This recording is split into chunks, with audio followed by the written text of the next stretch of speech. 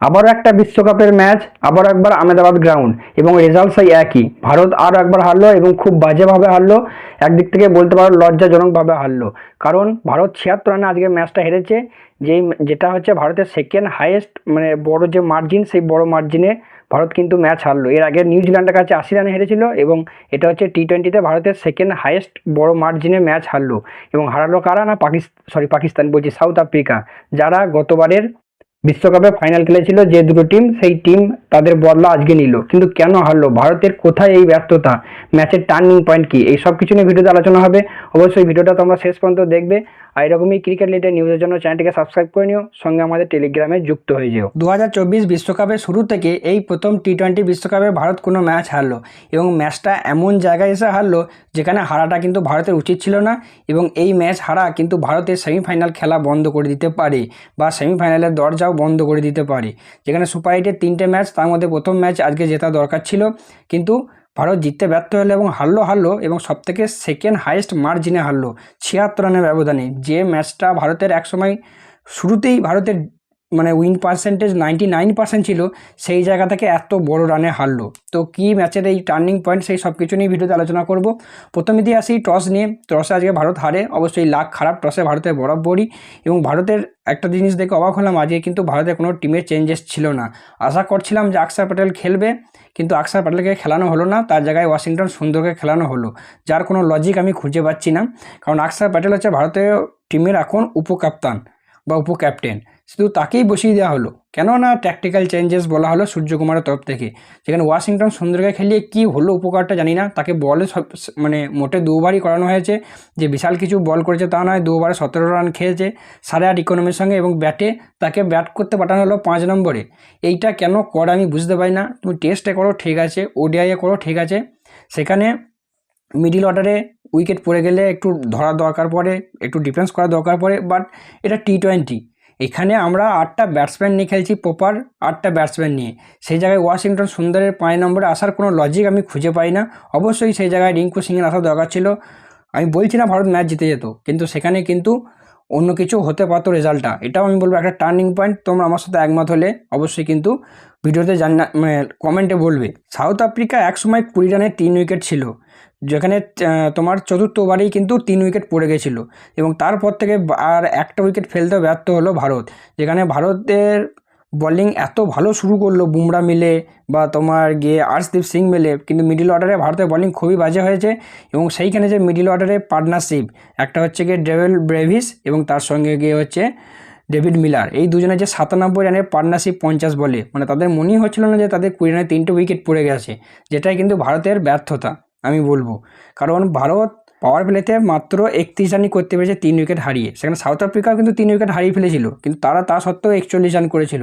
এখানেই কিন্তু 10 রানে এগিয়ে রয়েছিল সাউথ আফ্রিকা। আর এটাই হচ্ছে আমাদের ভারতের ব্যাটিং অর্ডারের প্রবলেম। শুধু তাই নয়, আজকে একদিক থেকে ভালো বোলিং হলো, একদিক থেকে খারাপ বোলিংও হয়েছে। আমাদের যে এখন টি-20 নাম্বার 1 বোলার বা আমাদের টপ বোলার, সেও কিন্তু আগে প্রচুর রান খেয়েছে। বরুণ চক্রবর্তী 4 ওভারে প্রায় 47 রান খেয়েছে, প্রায় 12 ইকোনমির সঙ্গে। লাস্ট ওভারে এসে উইকেট পেয়েছে, বাট প্রচুর রান খেয়েছে আজকে বরুণ চক্রবর্তী। তার সঙ্গে রান খেয়েছে শিবম দুবেও। হ্যাঁ, যখন একটা বড় পার্টনারশিপ হয়েছিল, সেই ব্রেক থ্রুটা কিন্তু শিবম দুবেই দিয়েছিল, কিন্তু 2 ওভারে 32 রান, 16 ইকোনমি, এটাও কিন্তু মানে কোনো ছোটো কথা নয়।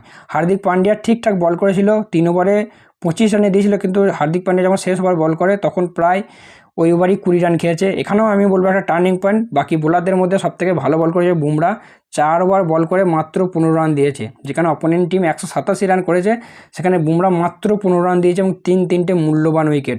সঙ্গে আর্শদীপও ঠিকঠাক বল করেছে, আজকে 28 রান দিয়ে 2 উইকেট নিয়েছে এবং 7 ইকোনমির সঙ্গে বল করেছে। কিন্তু বাকি বোলারদের কাছ থেকে খুব একটা কিন্তু আশাজনক ফল পাওয়া যায়নি, যেটাও কিন্তু ভারতের হারের কিন্তু একটা মেন কারণ। অন্যদিকে ভারতের হারের সবথেকে বড় কারণ যেটা বলবো, ভারতের ব্যাটিং অর্ডারও বলবো না, টপ অর্ডার ব্যাটসম্যানদের ব্যর্থতা। বিশ্বকাপ শুরুর আগে পর্যন্ত যত কটা ভারত সিরিজ খেলেছে, সেখানে মিডল অর্ডার ব্যাটসম্যানদের ব্যাট করতে নামতেই হতো না।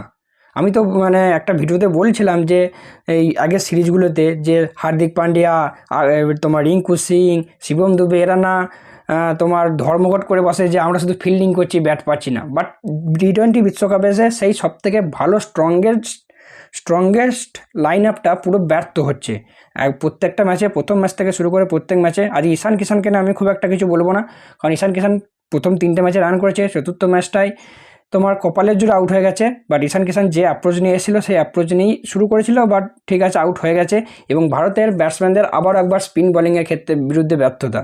15তম ওভার এসে কেশব মহারাজ 3 উইকেট নেয়, যেখানে আমাদের ভারতীয় টিম আকসার প্যাটেলকে খেলাচ্ছে না, কারণ তাদের বিপরীতে অনেক কটা বাঁহাতি ব্যাটসম্যান আছে বলে খেলাচ্ছে না। সেই জায়গায় কেশব মহারাজও তো বাঁহাতি বোলার, সেও তো বাঁহাতি বোলারদেরকে মানে বাঁহাতি ব্যাটসম্যানদের উইকেট নিল। হার্দিক ডানহাতি, কিন্তু শিবম দুবের উইকেট নিল। তারপরে গিয়ে তোমার ওই ওভারে আর্শদীপ সিংয়ের উইকেট নিল। মানে এইটুকু তুমি বলতে পারো যে শুধুমাত্র যে ম্যাচ আপে কিন্তু সব কিছু এসে যায় না, যে বাঁহাতি ব্যাটসম্যানদের বাঁহাতি বোলার বল করবে বা করতে পারবে না, এটা কিন্তু কোনো বড় কথা নয়। বোলার যদি ঠিকঠাক বল করতে পারে অবশ্যই উইকেট পাবে। অন্যদিক থেকে আবারও একবার ব্যর্থ হলো গিয়ে তোমার অভিষেক শর্মা এবং তিলক ভর্মা। অভিষেক শর্মা আজকে যাক রান করেছে, এটা ভালো খবর। 12 বলে 15 রান করেছে, 2-4টে 4 বেড়েছিল। বাট অভিষেক শর্মার খেলা যারা দেখেছো তারা জানবে অভিষেক শর্মাকে কিন্তু আজকে প্রথম থেকে একদমই ছন্দে লাগেনি। সে যেভাবে খেলায় সেইভাবেই খেলাটা শুরু করেছিল, মানে খেলতে যাচ্ছিল, প্রতিটা বলে হিট করতে যাচ্ছিল, কিন্তু একদমই ছন্দে লাগেনি। হয়তো অভিষেক শর্মা আর একটু দেখে খেলতে পারতো, যদিও সেটা তার সাধারণ বা ন্যাচারাল ধর্ম নয় খেলার। কিন্তু তাও আমি বলবো যখন প্রথমেই উইকেট পড়ে গেছে, ব্যাটে তোমার বল ঠিকছে না, তো আর একটু ডিফেন্সিভ খেলো, একটু সেট হয়ে নাও, তারপর তুমি মারতে যেও। এবং দ্বিতীয় যাকে নিয়ে আলোচনা করবো সেটা হচ্ছে তিলক ভর্মা। তো আই থিঙ্ক এই ম্যাচের পর ভারত অনেক কিছু ভাববে, এবং পরবর্তী ম্যাচে যে জিম্বাবুয়ের বিরুদ্ধে ম্যাচ আছে আমি 90% শিওর যে ব্যাটিং অর্ডারে চেঞ্জ হবে। এবং তিলক ভর্মাকে আমি চাইবো অবশ্যই বসাতে, কারণ যবে থেকে তিলক ভর্মা চোট পেয়ে ভারতীয় টিমে ফিরেছে এখনও পর্যন্ত কিন্তু একটাও আশানুরূপ কিন্তু রেজাল্ট দিতে পারেনি। রান হ্যাঁ হয়তো খাতায় কলমে রান আগেও মানে প্রচুর করেছে, আমি আগের ভিডিওতেও বলেছি, কিন্তু আজকেও প্রথমেই এসে মারতে যায় এবং কানার লেগে আউট হয়ে যায়। তো তিলক ভর্মার জন্য বা ভারতের ব্যাটিংয়ের জন্য আমি একদমই বলবো না এটা ভালো দিক। প্লাস সূর্যকুমারের ব্যাটিং, সূর্যকুমারও আজকে যে ইনিংসটা খেলেছে খুব একটা ক্যাপ্টেন্সি ইনিংস তো নয়, প্লাস আশানুরূপ ইনিংসও নয়। মানছি 3টে উইকেট পড়ে গেছে কি 2টো উইকেট পড়ে গেছে, বাট যেখানে তুমি 190-এর কাছাকাছি রান চেস করছো, সেখানে 22 বলে 18 রান করাও যা না করাই তাই, সেটা আমরা দেখতেই পেলাম। বাকি তারপরের ব্যাটসম্যানদের আমি কোনো দোষ দেবো না। হার্দিক বলো বা তোমার শিবম দুবে বলো বা রিঙ্কু সিং বলো, তাদের হাতে আমি তাদেরকে 0% দোষ দেবো। কারণ যখন 10 ওভারই তোমার আস্কিং রেট 13-র উপর চলে যায়, সেখানে তারপরে 3টে কেন 5টা কেন 10টা ব্যাটসম্যান থাকলেও সেই ম্যাচ জেতার চান্স 90%ই নেই বললেই চলে। জেতার চান্স হয়তো 10% থাকে, যেখানে প্রত্যেক 10 মানে টোটাল 10 ওভারে 13 করে দরকার সেই ম্যাচ জেতা আমি বলবো অসম্ভবই, যেখানে 5টা উইকেট পড়ে গেছে। তো হার্দিকের বা তোমার দুবের আমি দোষ দেবো না। দুবে তো আজকে ওয়ান ম্যান আর্মি হিসেবে দাঁড়িয়েছিল, যেখানে ভারতীয় ব্যাটসম্যানরা মনে হচ্ছিলো খেলতে স্ট্রাগল করছে, সেখানে তোমার সাউথ আফ্রিকান ব্যাটসম্যানরা মিডল অর্ডারে কত সুন্দরভাবে ব্যাটিং করে গেল। সিঙ্গেল নিয়েছে, 6-4 মেরেছে, সেখানে ডেরল ডেভিস বলো বা ডেভিড মিলার বলো বা শেষের স্টাফ, সেও 24 বলে 44। আর ডেভিড মিলার তো একা হাতে ম্যাচটা ভারতের হারালো, 35 বলে 63 রান। একেও ভারতের বিরুদ্ধে তোমার ডেভিড মিলার বেশ কিছু ভালো ভালো ইনিংস খেলেছে, এবং আজকে যেন সে ভারতের বিরুদ্ধে সবথেকে বেস্ট ইনিংসটা সে খেলেছে, যেখানে 3টে উইকেট পড়ে যাওয়ার পরেও সে কিন্তু ব্যাট করতে এসে এরকম একটা অসাধারণ ধামাকাদার ইনিংস খেলেছে। তো আশা রাখছিলাম সূর্যকুমারের কাছ থেকে এরকম একটা ইনিংস আমরা দেখবো, কারণ সূর্যকুমার প্রথম ম্যাচেই যা ভারতকে জিতিয়েছে বা রান পেয়েছে বা স্কোর করেছে, তারপরের ম্যাচ থেকে কিন্তু খুব একটা আশানুরূপ ব্যাটিং সূর্যকুমার করতে পারে নাই। ওই যেটা আমরা ওর কাছ থেকে আশা করে থাকি বা দেখে থাকি সেরকম ব্যাটিং কিন্তু সূর্যকুমারের কাছ থেকে দেখতে পাইনি। ওই রান আপ বলই খেলেছে। আর তিলক ভর্মার কথা তো বাদই দিলাম। বাকি ভারত আজকে ঠিকঠাক করলেও বোলিং যেটা বলছিলাম, হার্দিক দুবে দুজনা কিন্তু 2টো ওভারে পরপর 2টো নো বল করেছে। এখানেও কিন্তু অনেকটা মোমেন্টাম সাউথ আফ্রিকার ব্যাটসম্যানরা পেয়েছে, এবং ভারতের সব থেকে বড় ব্যাপার বা বড় ব্যর্থতা আবার একবার প্রমাণ হয়ে গেল এই তোমার বিশ্বকাপের প্রত্যেকটা ম্যাচেই হয়ে আসে, সেটা হচ্ছে স্পিনের বিরুদ্ধে ভারতের ব্যাটিং অর্ডারে রান করার প্রবণতা বা ব্যর্থতা।